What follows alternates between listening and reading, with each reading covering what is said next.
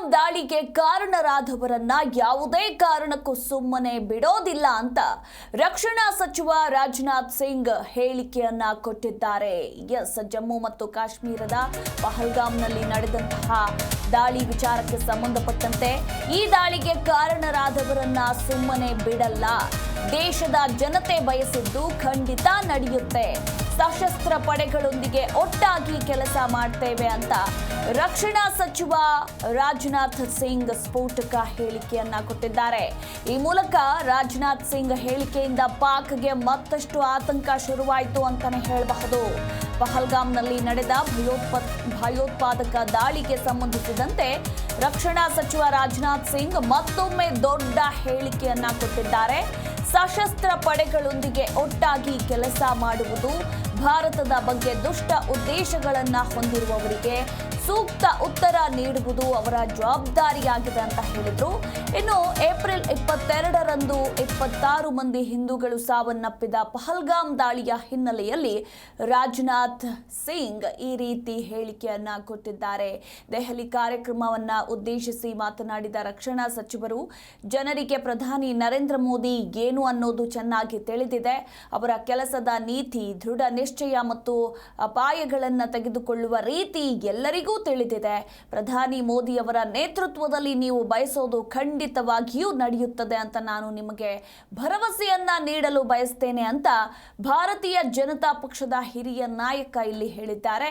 April 22ರಂದು ಪಹಲ್ಗಾಮ್ನಲ್ಲಿ ನಡೆದ ಭಯೋತ್ಪಾದಕ ದಾಳಿಯ ಗಡಿಯಾಚೆಗಿನ ಸಂಪರ್ಕಗಳನ್ನು ಗಮನದಲ್ಲಿಟ್ಟುಕೊಂಡು ಭಾರತವು ಪಾಕಿಸ್ತಾನದ ವಿರುದ್ಧ ಪ್ರತೀಕಾರ ತೀರಿಸಿಕೊಳ್ಳುವ ಬಗ್ಗೆ ಯೋಚಿಸುತ್ತಿರುವ ಸಮಯದಲ್ಲಿ ಅವರು ಈ ಹೇಳಿಕೆಯನ್ನ ಕೊಟ್ಟಿದ್ದಾರೆ.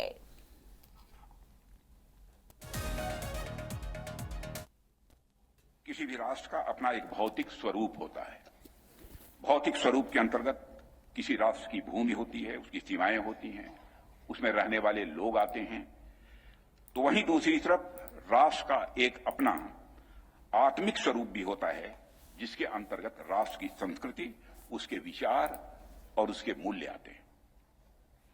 एक राष्ट्र के रूप में भारत के भौतिक स्वरूप की सुरक्षा हमारे वीर सैनिकों ने हमेशा की है.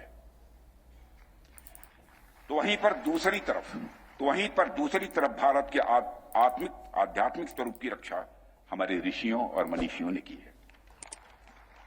जहां एक तरफ हमारे सैनिक रणभूमि में लड़ते हैं, तो वहीं दूसरी तरफ हमारे संत जीवन भूमि में लड़ते हैं.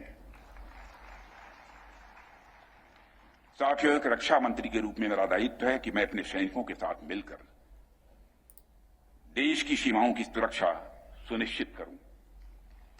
और मेरा यह दायित्व है कि अपनी सेना के साथ मिलकर देश के ऊपर आंख उठाने वालों को मुंहतोड़ जवाब दूं.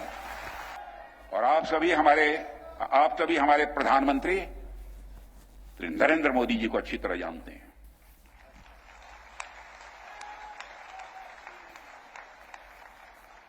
उनकी कार्यशैली से भी अच्छी तरह परिचित हैं, उनकी दृढ़ता से भी अच्छी तरह परिचित हैं.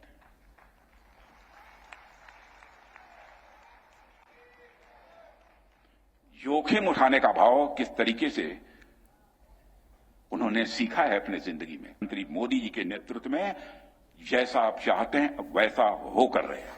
किसी भी राष्ट्र का अपना एक भौतिक स्वरूप होता है. भौतिक स्वरूप के अंतर्गत किसी राष्ट्र की भूमि होती है, उसकी सीमाएं होती हैं, उसमें रहने वाले लोग आते हैं. तो वहीं दूसरी तरफ राष्ट्र का एक अपना आत्मिक स्वरूप भी होता है, जिसके अंतर्गत राष्ट्र की संस्कृति, उसके विचार और उसके मूल्य आते हैं. एक राष्ट्र के रूप में भारत के भौतिक स्वरूप की सुरक्षा हमारे वीर सैनिकों ने हमेशा की है. तो वहीं पर दूसरी तरफ भारत के आत्मिक